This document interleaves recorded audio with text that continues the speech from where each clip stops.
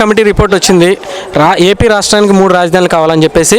కానీ జగన్మోహన్ రెడ్డి గారు, పెద్దిరెడ్డి గారు కమిటీ రిపోర్ట్ రాకముందే 3 కాకపోతే 30 పెట్టుకుంటామని చెప్పి మాట్లాడడం జరిగింది. అసలు ఈ కమిటీ రిపోర్ట్ మీద మీ అభిప్రాయం ఏంటండి? అదంతా రాంగ్ అండి, అదంతా రాంగు. ఫస్ట్ నుంచే వీళ్ళు ఎన్నో చేసేసారు. మా రాజధానిని మాకు కావాలి, మేము అందరం అదే కోరుకుంటున్నాము. 3 రాజధానులు కావాలని వాళ్ళు కోరుకుంటే మాకు 3 ముఖ్యమంత్రులు కావాలి. 3 పెట్టండి, ఇప్పుడు మేమందరం అదే కోరుకుంటున్నాం. వీళ్ళ వల్ల చేత కాకపోతే 3 పెట్టమనండి, 3 పరిపాలన ఇస్తారు. మా పొలాలు మాకు కావాలి, వీళ్ళు కానీ ఇవ్వకపోతే మా రాజధాని, మేమందరం కోరుకునేది రాజధాని కావాలని మా పొలాలు మేము ఇచ్చాం.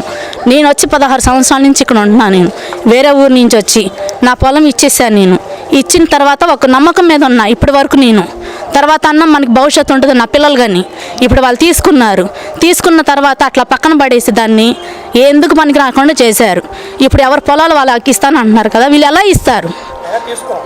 ఎలా తీసుకుంటాం? మాకు చేతగా అది ఎందుకు పనికిరాని పొలాలు మేము ఇప్పుడు ఏం చేసుకుంటాం?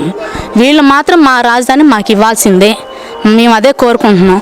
వీళ్ళ వల్ల చేత కాకపోతే మాకు 3 ముఖ్యమంత్రులు పెట్టండి, గవర్నమెంట్ని మేము ఇదే కోరుకుంటున్నాం. వీళ్ళకి చేత కాకపోతే మేము 3 ముఖ్యమంత్రులు మేము ఎట్లా కోరుకుంటున్నామో వాళ్ళు ఎట్లా రాజధాని కావాలనుకుంటున్నాం, మేము 3 కావాలనుకుంటున్నాం. ఇది చేతనైనట్టు వాళ్ళు చేయాలి. మేడం, అసలు రాజధాని అనేది ఒక సామాజిక వర్గానికి మేలు చేయడానికి ఇక్కడ పెట్టారని చెప్పి కూడా వాళ్ళు మాట్లాడుతూ ఉన్నారు. దానిపైన మీరేమంటారు?